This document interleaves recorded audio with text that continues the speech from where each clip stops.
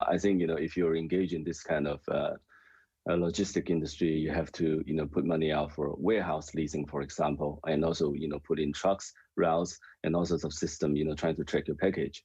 So if you look at the profit dynamics in the industry in China, specifically in the logistic industry, last year, many of the key couriers in China actually started a price war. They tried to bring the price down to get market share. I mean, it's understandable that people want to build up the scale. So initially, they want to subsidize the pricing that the customers have to pay. Yeah. But I think we are still not yet finishing the ramp up stage just yet. So I think during this stage, it will be very capital intensive. But whoever can get the lion's share of the market will win at the end of the day.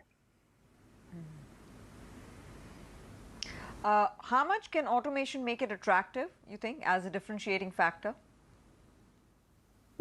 I think it's going to lower the cost. And I think as you build up the scale, definitely it's going to put you in more advantageous position. But, if you look at, many ports in China now, they have like manless, peopless port. So basically all the cargoes and containers arriving at the port, they're handled automatically by machine. So it is really a sight to behold. So it is already happening in this part of the world.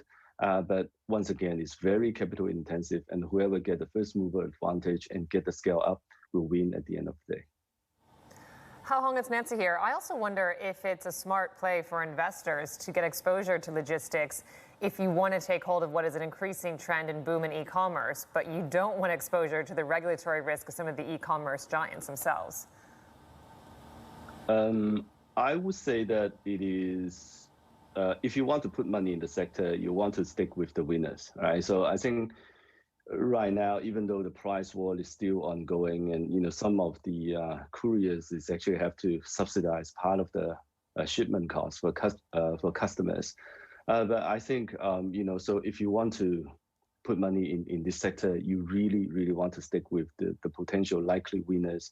And now I think the leaders in the industry are more or less clearer than last year, as people scale up.